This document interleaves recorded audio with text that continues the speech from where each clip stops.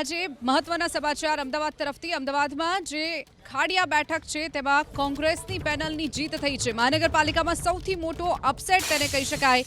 અમદાવાદમાં જે ખાડિયાની બેઠક હતી ભાજપની આખી પેનલની હાર થઈ છે। કોંગ્રેસની જીત ખાડિયા બેઠક પર થઈ છે। ખાડિયામાં કોંગ્રેસના તમામ ઉમેદવારોની જીત થઈ છે। ખાડિયામાં કોંગ્રેસના તમામ ઉમેદવારોની જીત થઈ છે।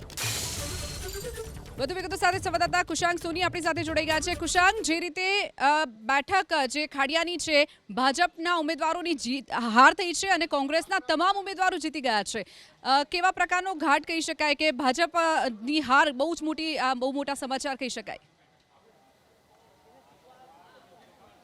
જે ચોક્કસથી સૌથી મોટો અપસેટ અમદાવાદ મહાનગરપાલિકાની ચૂંટણીમાં સર્જાયો છે। એએમસી આલા પણ ખાડિયા ગેલા જેવી ઘાટની પરિસ્થિતિ છે તે અહીંયા આગળ સર્જાઈ છે, કારણ કે આખી પેનલ છે તે ખાડિયા વોર્ડમાં ભારતીય જનતા પાર્ટીની તેની કારમી હાર થઈ છે અને 5 વોર્ડના અંતે એ પ્રકારની પરિસ્થિતિ છે કે લીડનો જે આંકડો છે તે સરેરાશ 12,000થી લઈ અને 14,500 સુધીનો છે, જે હવે કોઈપણ રીતે કાપી શકાય તે પ્રકારની પરિસ્થિતિ નથી। 1972 જેમાં જનસંઘની સ્થાપના ખાડિયા વોર્ડમાં થઈ હતી અને તે ખાડિયા વોર્ડ ભારતીય જનતા પાર્ટીનો ગઢ અત્યાર સુધી ગણાતો હતો।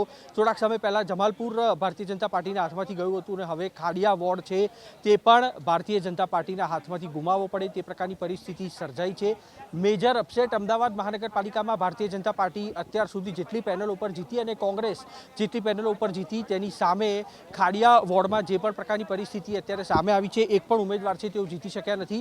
કોંગ્રેસના કયા ઉમેદવારોની જીત થઈ છે તેની વાત કરવામાં આવે તો ધ્રુવ કલાપી, જેઓ પ્રથમ વખત ચૂંટણી લડી રહ્યા હતા, તેમના પત્ની છે માધુરી કલાપી, તે ગત વોર્ડમાં દરિયાપુર બેઠક ઉપરથી ચૂંટણી લડ્યા હતા। ઇલિયાસ ખાન પઠાણની વાત કરવામાં આવે તો એક સમય એવો હતો કે જેના માટે રાજ્યના નાયબ મુખ્યમંત્રીએ સ્ટેજ ઉપરથી તેમની ટીકા કરી હતી અને ઇલિયાસ ખાન પઠાણ છે તેઓ વિજયી થઈને કોંગ્રેસના ઉમેદવાર તરીકે ખાડિયા બેઠક ઉપરથી આવ્યા છે। અન્ય જે બે મહિલાઓ હતી, જે બે મહિલાઓ પણ કોંગ્રેસની હતી અને તે બંને મહિલાઓ છે તેમનો પણ આમાં વિજય થયો છે।